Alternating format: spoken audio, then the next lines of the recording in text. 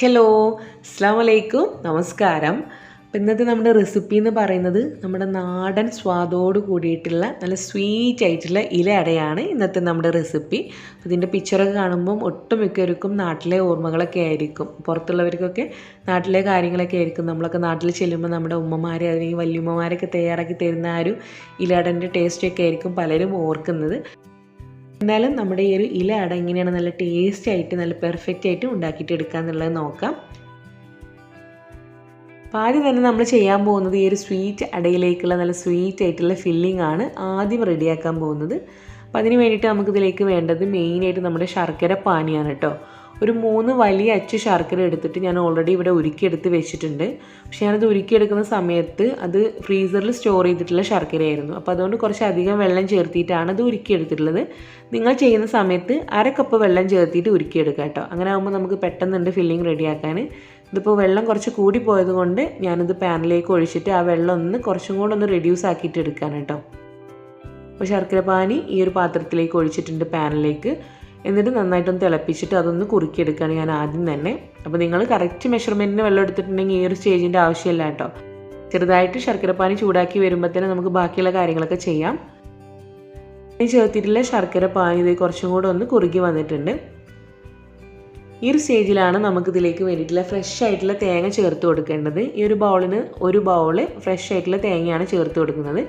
അപ്പോൾ നമ്മുടെ മെഷർമെൻറ്റ് കപ്പിന് പറയുകയാണെങ്കിൽ നമുക്കൊരു 1 മുതൽ 1.5 കപ്പോളം തേങ്ങ നമുക്ക് ഇതിലേക്ക് വേണ്ടിയിട്ട് എടുക്കാം കേട്ടോ. ഇതുപോലെ നല്ല നാടൻ രുചിയോട് കൂടിയിട്ടുള്ള ഐറ്റംസൊക്കെ ചെയ്യുമ്പോൾ നമ്മൾ നല്ല ഫ്രഷ് ആയിട്ടുള്ള തേങ്ങ തന്നെ എടുക്കാൻ വേണ്ടിയിട്ട് നോക്കുക. അപ്പോൾ തേങ്ങ കൂടെ ചേർത്തിട്ട് നമ്മൾ ഈ ശർക്കര പാനിയിൽ നന്നായിട്ടൊന്ന് മിക്സ് ചെയ്തിട്ട് കൊടുക്കുക. ഒരു സമയം നമുക്ക് ഇതിലേക്ക് ഒരു 1 ടീസ്പൂണോളം പ്യുവറായിട്ടുള്ള മിൽമയുടെ നെയ്യ് കൂടെ ചേർക്കുകയാണെങ്കിൽ കുറച്ചും കൂടെ നല്ല ടേസ്റ്റ് ആയിരിക്കും നമ്മുടെ ആ ഒരു ഫില്ലിങ്ങിന്. നെയ്യ് കൂടെ ചേർത്തതിന് ശേഷം എല്ലാം കൂടെ നന്നായിട്ടൊന്ന് മിക്സ് ചെയ്യുക. എന്നിട്ട് ഈ ഒരു ശർക്കരപ്പാനി നന്നായിട്ടൊന്ന് കുറുകി വരുന്നവരെ നമ്മളിത് തീയിൽ വെക്കണം. അപ്പോൾ നമ്മൾ ചേർത്തിട്ടുള്ള ശർക്കരപ്പാനിയൊക്കെ നന്നായി വറ്റി തേങ്ങയിൽ ഇങ്ങനെ പിടിച്ച് നിൽക്കുന്ന ഒരു അവസ്ഥയാണ്. കുറച്ചും കൂടെ ഒന്ന് ഡ്രൈ ആക്കിയിട്ട് എടുക്കണം കേട്ടോ. ചെറുതായിട്ടും കൂടെ ഒന്ന് വറ്റി വരാനുണ്ട്. ഇനി നമ്മളിതിലേക്ക് ചേർക്കാൻ പോകുന്നത് നമ്മുടെ ഏലക്ക പൊടിച്ചതാണ്. ഒരു 1/2 ടീസ്പൂൺ മുതൽ 1/4 ടീസ്പൂൺ വരെ ഏലക്ക പൊടിച്ച് ചേർക്കാം. നമ്മുടെ ടേസ്റ്റ് അനുസരിച്ചിട്ട് ചേർക്കാം. ഇവിടെ നമ്മുടെ ചെറിയ ജീരകത്തിൻ്റെ പൊടി കൂടെ വേണമെങ്കിൽ ചേർത്ത് കൊടുക്കാം കേട്ടോ. 1-2 നുള്ള് അതും കൂടെ ചേർത്ത് കഴിഞ്ഞാൽ അതിൻ്റെ ഒരു ടേസ്റ്റും കൂടെ കിട്ടും. അപ്പോൾ ഞാനിപ്പം ഏലക്ക പൊടിച്ച് മാത്രമേ ചേർത്തിട്ടുള്ളൂ. പിന്നെ ഇതിൻ്റെ കൂടെ ഒരു പിഞ്ച് ഉപ്പ് കൂടെ ചേർക്കുകയാണ്. ഒത്തിരി ചേർക്കരുത്, 1 നുള്ള് മാത്രം ചേർക്കുക. എന്നിട്ട് നന്നായിട്ട് മിക്സ് ചെയ്തിട്ട് കുറച്ചും കൂടെ ആ ഒരു ശർക്കരയുടെ ആ വെള്ളം ഉള്ളത് കുറച്ചും കൂടെ ഒന്ന് ഡ്രൈ ആക്കിയിട്ട് എടുക്കുകയാണ്. അപ്പോൾ ഇത് നന്നായിട്ടൊന്ന് ഡ്രൈ ആയിട്ട് ആ തേങ്ങയിലേക്ക് നന്നായിട്ട് ശർക്കര പിടിച്ച് നല്ല ടേസ്റ്റി ആയിട്ടുള്ള നമ്മുടെ സ്വീറ്റ് ഫില്ലിങ് ഇവിടെ റെഡി ആയിട്ടുണ്ട്. ഇത് നമ്മൾ ഫ്ലെയിമൊക്കെ ഓഫ് ചെയ്തിട്ട് ഒരു ഭാഗത്ത് മാറ്റി വെക്കുകയാണ് കേട്ടോ. ഇത് നമുക്ക് അടുത്ത് ചെയ്യേണ്ടത് നമ്മുടെ സ്വീറ്റ് ഇല അടയിലേക്ക് വേണ്ടിയിട്ടുള്ള അടയുടെ ആ ഒരു പത്തിരി ഉണ്ടല്ലോ, അതാണ് ഇനി ചെയ്യാൻ പോകുന്നത്. അപ്പോൾ അതിന് വേണ്ടി നമ്മുടെ പത്തിരിപ്പൊടിയാണ് എടുക്കേണ്ടത്. ഒന്നെങ്കിൽ നമ്മുടെ പത്തിരിപ്പൊടി അല്ലെങ്കിൽ നമ്മുടെ ഇടിയപ്പത്തിൻ്റെ ഒക്കെ പൊടി, അതായത് നൈസായിട്ടുള്ള പൊടികളാണ് കേട്ടോ. പച്ചരി പൊടിയാണ് എടുക്കേണ്ടത്. പുട്ടിനൊക്കെ ആകുമ്പോൾ ചെറിയ തരിയോട് കൂടിയിട്ടുള്ള പൊടിയാണല്ലോ, അത് പറ്റൂല. കുറച്ചും കൂടെ നല്ല നൈസായിട്ട് പൊടിച്ചിട്ടുള്ള പൊടിയാണ് വേണ്ടത്. 2 കപ്പ്, നമ്മുടെ മെഷർമെൻറ്റ് കപ്പിന് 2 കപ്പ് പൊടിയാണ് ഞാനിവിടെ എടുത്തിട്ടുള്ളത്. അതിലേക്ക് നമ്മൾ നല്ല തിളച്ച വെള്ളം ചേർത്തിട്ടാണ് ഇത് മിക്സ് ചെയ്തിട്ട് എടുക്കുന്നത്. അപ്പോൾ നമ്മൾ വെള്ളം തിളപ്പിക്കാൻ വെക്കുമ്പോൾ ഞാനിപ്പോൾ ഒരു 3 കപ്പ് വെള്ളം തിളപ്പിക്കാൻ വെച്ചിട്ടുണ്ട്. പക്ഷേ നമ്മളിത് 3 കപ്പും ഇതിലേക്ക് ആവശ്യമായിട്ട് വരില്ല കേട്ടോ. നമ്മൾ കുറേശ്ശെ ചേർത്തിട്ടാണ് ഇത് മിക്സ് ചെയ്തിട്ട് എടുക്കുന്നത്. മാത്രമല്ല നമ്മൾ ഈ ഒരു തിളപ്പിക്കുന്ന സമയത്ത് അതിലേക്ക് ആവശ്യമായിട്ടുള്ള ഉപ്പ് വെള്ളത്തിലാണ് ചേർക്കുന്നത്, പൊടിയിലല്ല. നമ്മൾ സാധാരണ പത്തിരിയൊക്കെ ചെയ്യുമ്പോൾ ചെയ്യാറില്ലേ, ആ രീതി തന്നെയാണ്. അപ്പോൾ സാധാരണ നമ്മൾ പത്തിരി ചെയ്യുമ്പം നമ്മൾ തിളച്ചുകൊണ്ടിരിക്കുന്ന വെള്ളത്തിലേക്ക് പൊടി ഇട്ടിട്ട് വാട്ടിയെടുക്കാറുണ്ട്. അങ്ങനെ വേണമെങ്കിലും ചെയ്യാം കേട്ടോ. അട ചെയ്യുന്ന സമയത്ത് കുറച്ചുകൂടെ ഈസി ആയിട്ടുള്ളത് ഈ ഒരു രീതിയാണ്.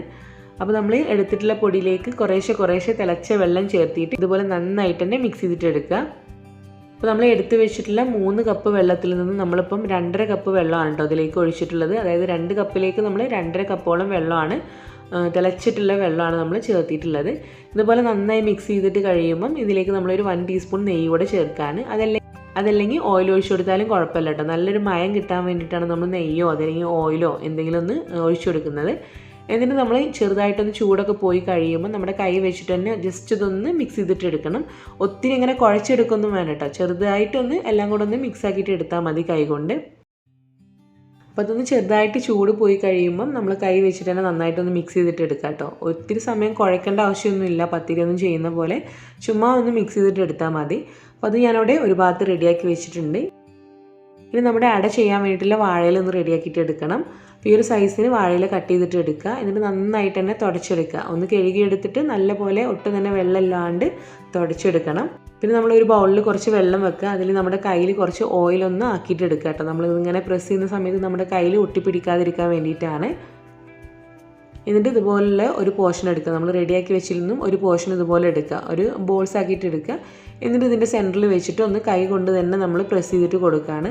അപ്പോൾ ഈ ഒരു രീതി ബുദ്ധിമുട്ടുള്ളവർക്ക് നമ്മുടെ പത്തിരി പ്രസ്സിനകത്ത് നമ്മുടെ ഇലയും പിന്നെ ഒരു പ്ലാസ്റ്റിക് ഷീറ്റ് കൂടെ വെച്ചിട്ട് അങ്ങനെ വേണമെങ്കിലും പ്രസ് ചെയ്തിട്ട് എടുക്കാം. അപ്പോൾ നമുക്ക് എളുപ്പമാണ് അങ്ങനെ ചെയ്യാൻ.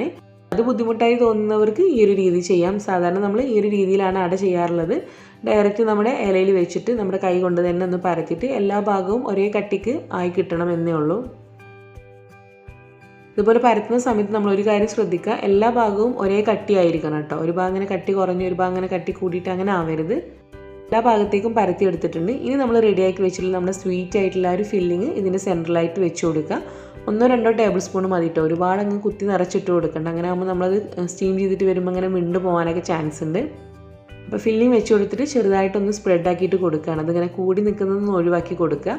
എന്നിട്ട് ഇതുപോലെ ഒരു എൻഡിൽ നിന്നും മറ്റേ എൻഡിലേക്ക് നമ്മളൊന്ന് ഒട്ടിച്ചു കൊടുക്കുകയാണ്. ഇതുപോലെ വെച്ചിട്ട് നമ്മുടെ കൈ വെച്ച് പതിയെ ഒന്ന് പ്രസ് ചെയ്ത് കൊടുത്താൽ മതി.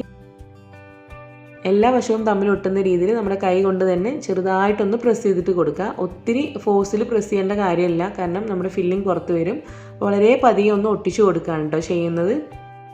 അതേ രീതിയിൽ തന്നെ നമുക്ക് ബാക്കിയുള്ള അട കൂടെ ഒന്ന് കുക്ക് ചെയ്യാൻ വേണ്ടിയിട്ട് റെഡിയാക്കിയിട്ട് എടുക്കാം.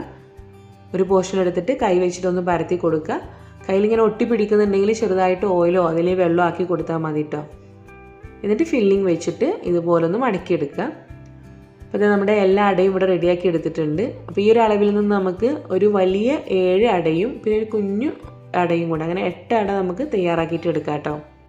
പിന്നെ നമുക്കിത് അടുത്ത പരിപാടി എന്ന് വെച്ച് കഴിഞ്ഞാൽ സ്റ്റീം ചെയ്യാന്നുള്ളതാണ്. അപ്പോൾ അതിന് വേണ്ടി ഞാനത് സ്റ്റീമറിൽ വെള്ളം വെച്ചിട്ടുണ്ട്. അതിൻ്റെ മുകളിലുള്ള പാത്രം കൂടെ വെച്ച് കൊടുക്കുക. നമ്മൾ വെള്ളം നന്നായിട്ട് തിളച്ച് വന്നതിന് ശേഷമാണ് കേട്ടോ അട ഇതിലേക്ക് വെച്ച് കൊടുക്കുന്നത്. വെള്ളം ഇങ്ങനെ അത്യാവശ്യം തിളച്ച് വരണം, ഇതിന് ശേഷം വെച്ച് കൊടുത്താൽ മതി. പിന്നെ ഇതുപോലുള്ള സ്റ്റീമർ ആണെങ്കിൽ നമുക്ക് ഒരേ സമയം തന്നെ 6-7 അടയ്ക്ക് നമുക്ക് സ്റ്റീം ചെയ്തിട്ടെടുക്കാം.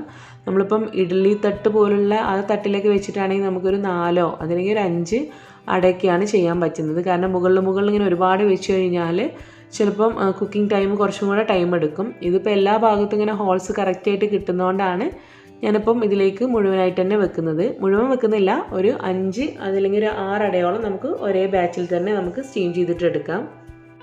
ഇതിലേക്ക് നമുക്ക് 2 അട കൂടെ സ്റ്റീം ചെയ്യാനുണ്ട് കേട്ടോ. അത് നമുക്ക് അടുത്ത ബാച്ചിൽ ചെയ്യാം. ഇനി നമ്മളിത് അടച്ച് വെച്ചിട്ട് ഒരു മീഡിയം തീയിൽ ഒരു 10 മിനിറ്റാണ് നമ്മൾ സ്റ്റീം ചെയ്തിട്ട് എടുക്കുന്നത്. അപ്പോൾ നിങ്ങൾ താഴെ തട്ടിൽ നമ്മൾ വെക്കുന്ന വെള്ളം വറ്റി പോകുന്നുണ്ടോ എന്നുള്ളതൊക്കെ ഇടയ്ക്കൊന്ന് ചെക്ക് ചെയ്യണം കേട്ടോ. അപ്പോൾ ഇത് നമ്മൾ സ്റ്റീം ചെയ്യാൻ വെച്ചിട്ട് 10 മിനിറ്റ് കഴിഞ്ഞിട്ടുണ്ട്. ഇനി നമുക്കൊന്ന് തുറന്ന് നോക്കാം. അപ്പോൾ ആ ഒരു വാഴയിലിങ്ങനെ വാടി വരുമ്പോഴുള്ള ഒരു സ്മെല്ലും കാര്യങ്ങളൊക്കെയാണ് ഇപ്പോൾ. ഇനി നമുക്കിത് ഇതിൽ നിന്ന് മാറ്റിയിട്ട് ഒരു പ്ലേറ്റിലേക്ക് വെക്കാം. ഇനി നമുക്ക് 2 അട കൂടെ സ്റ്റീം ചെയ്യാനുണ്ട്. അപ്പോൾ അതുകൂടെ ഒന്ന് സ്റ്റീം ചെയ്തിട്ട് എടുക്കണം. അപ്പോൾ ഒന്ന് ചെറുതായിട്ടൊന്ന് ചൂട് പോയി കഴിയുമ്പോൾ നമുക്കിത് ഇലയിൽ നിന്നും ഇങ്ങനെ അടർത്തിയിട്ട് എടുക്കാം. അട എന്ന് പറയുമ്പോൾ കുറച്ച് ചൂടോടെ കഴിക്കുന്നത് തന്നെയാണ് കേട്ടോ ടേസ്റ്റ്. അപ്പോൾ ചെറുതായിട്ടൊന്ന് ചൂട് പോയി കഴിയുമ്പോൾ നമുക്കിത് ഇലയിൽ നിന്നും ഒന്ന് മാറ്റിയിട്ട് എടുക്കാം. അപ്പോൾ അത് നല്ല പെർഫെക്റ്റ് ആയിട്ടുള്ള നല്ല സ്വീറ്റ് ആയിട്ടുള്ള ഇല അട ഇവിടെ റെഡി ആയിട്ടുണ്ട് കേട്ടോ. നല്ല പെർഫെക്റ്റ് ആയിട്ടുള്ള റെസിപ്പിയാണ്, നിങ്ങൾക്ക് ധൈര്യമായിട്ട് ഫോളോ ചെയ്യാം. അപ്പോൾ ട്രൈ ചെയ്യുന്നവർ നിങ്ങളുടെ ഫീഡ്ബാക്ക്സ് പറയാൻ മറക്കരുത്, കമൻറ്റിൽ വന്നിട്ട് പറയാൻ കേട്ടോ. അതുപോലെ തന്നെ നമ്മുടെ ചാനൽ ആദ്യമായിട്ട് കാണുന്നവരാണെങ്കിൽ ഒന്ന് സബ്സ്ക്രൈബ് ചെയ്തിട്ട് സപ്പോർട്ട് ചെയ്യുക. കൂടെ വീഡിയോ ഇഷ്ടമായ ലൈക്ക് ചെയ്യുക, ഫ്രണ്ട്സിലേക്കും റിലേറ്റീവ്സിലേക്കും ഒന്ന് ഷെയർ ചെയ്തിട്ട് കൂടെ കൊടുക്കുക. അപ്പോൾ ഇനി നമുക്ക് ഇൻഷാ അല്ലാഹ് അടുത്തൊരു റെസിപ്പി ആയിട്ട് കാണാം. Thank you. അസ്സലാമു അലൈക്കും.